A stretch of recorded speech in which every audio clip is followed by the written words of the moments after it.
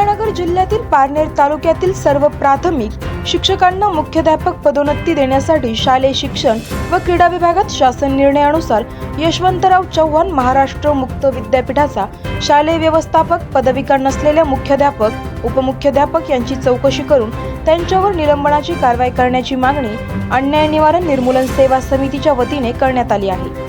समितीचे जिल्हाध्यक्ष अरुण रोडे पाटील यांनी मागणीचे निवेदन जिल्हाधिकारी व जिल्हा परिषद प्राथमिक शिक्षण विभागाला देऊन 15 दिवसात कारवाई न झाल्यास पुणे येथील शिक्षण आयुक्त कार्यालयासमोर उपोषणाचा इशारा दिला आहे। जिल्हा परिषद अंतर्गत असणाऱ्या सर्व शिक्षकांना मुख्याध्यापक पदावर पदोन्नती देताना यशवंतराव चव्हाण महाराष्ट्र मुक्त विद्यापीठाचा शालेय व्यवस्थापन पदविका शिक्षणक्रम राज्यातील मान्यता प्राप्त शिक्षकांना लागू करण्याबाबत शालेय शिक्षण व क्रीडा विभाग मंत्रालय मुंबई 32 यांनी 13 जून 2005 रोजी शासन निर्णय निर्गमित केलेला आहे।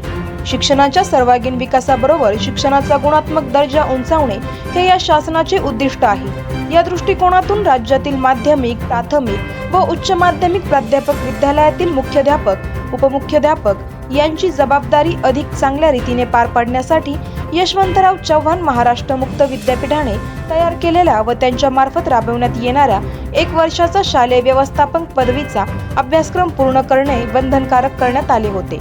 हा अभ्यासक्रम शैक्षणिक वर्ष सन 2004 ते 2005 पासून नियुक्त होणाऱ्या उपमुख्याध्यापक व मुख्याध्यापक यांना पुढील 5 वर्षात पूर्ण करणे आवश्यक करण्यात आले होते, असे संघटनेच्या वतीने स्पष्ट करण्यात आले आहे। पारनेर तालुक्यातील अनेक मुख्याध्यापक व उपमुख्याध्यापक यांनी प्रत्यक्षात हा यशवंतराव चव्हाण महाराष्ट्र मुक्त विद्यापीठाचा शालेय व्यवस्थापन पदविका शिक्षणक्रम पूर्ण केलेला नसल्याचा आरोप संघटनेच्या वतीने करण्यात आला आहे।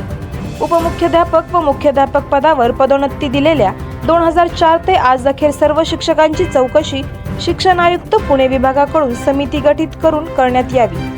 ज्या शिक्षकांनी पदवी घेतली त्यांची त्या वर्षातील हजेरीपत्र, त्या विद्यापीठाची हजेरीपत्रकाची चौकशी करण्यात यावी। ज्या शिक्षकांनी दोन्ही ठिकाणी हजेरी दाखवली त्या शिक्षकांवर कारवाई करण्यात यावी व ज्या मुख्याध्यापक, उपमुख्याध्यापकांनी शालेय व्यवस्थापन पदवीचा अभ्यासक्रम पूर्ण न केलेला नाही त्यांच्यावर तात्काळ निलंबनाची कारवाई करण्याची मागणी अन्याय निवारण निर्मूलन सेना समितीच्या वतीने करण्यात आली आहे। आवाज जनतेचा न्यूजसाठी प्रतिनिधी शेख शफीक मनियार। करायचा आहे लाईव्ह कार्यक्रम किंवा आहे कसले आंदोलन, जनसामान्यापर्यंत पोहोचेल आपला हक्काचा आवाज, आवाज जनतेचा। बातमी व जाहिरातीसाठी संपर्क करा स्क्रीनवर दिलेल्या नंबरवर।